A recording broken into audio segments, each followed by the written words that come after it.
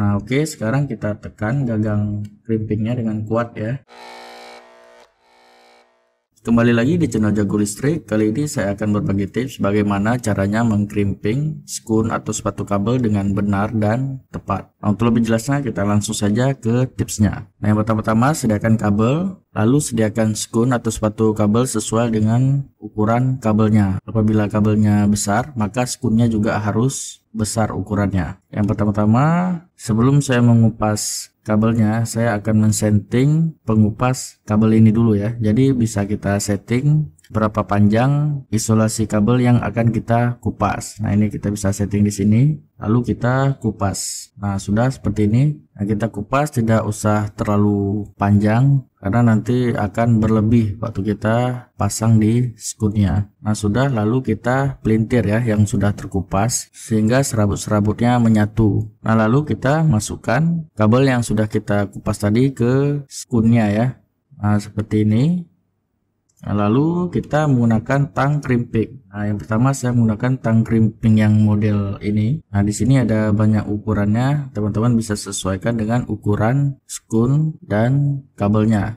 Oke, untuk membuka tangnya kita harus menekan gagang tangnya sampai tang ini bisa renggang. Nah, begini sudah renggang. Nah, ini sudah bisa kita crimping skun atau sepatu kabelnya ke kabelnya ya. Lalu kita masukkan ke lubang yang pas ya dan sesuai dengan sepatu kabel atau skun dan kabelnya. Nah, ini teman-teman harus perhatikan. Nah, skun yang area yang ada potongannya atau belahannya itu di area yang bulatan ini ya. Nah, sedangkan yang area tidak ada potongan atau belahannya itu di area yang lubangnya. Nah, oke, sekarang kita tekan gagang crimpingnya dengan kuat ya. Nah, sampai tang crimping ini gagangnya itu bisa renggang dengan sendirinya. Nah, oke. Nah, ini sudah kita crimping ya. Nah, ini hasilnya. Nah, ini sebelah yang ada bulatan tadi hasilnya begini. Nah, ini kabel tembaganya tidak boleh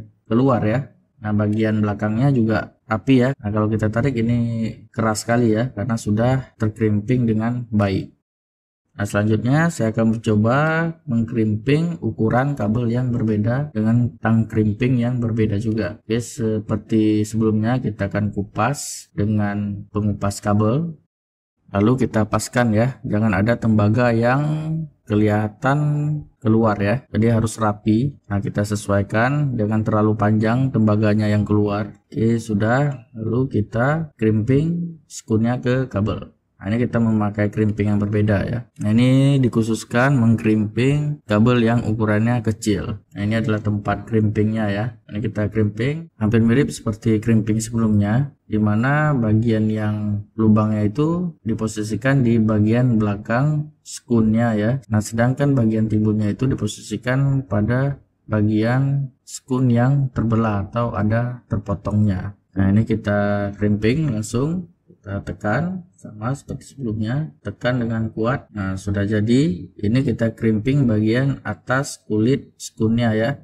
Nah, ini sebenarnya belum cukup karena kabelnya tipis dan kecil dan serabutnya itu sedikit. Kita harus mengkrimping lagi di bagian bawahnya. Kita crimping lagi supaya kuat. Nah, sudah. Nah, begini hasilnya. Nah, kita lihat tembaga yang keluar pun sedikit. Kalau kita tarik, nah ini kuat sekali ya, tidak lepas. Walaupun serabutnya sedikit di dalam, tetapi karena crimpingnya kita bagus, sesuai dengan benar, maka hasil crimping kita ini kuat.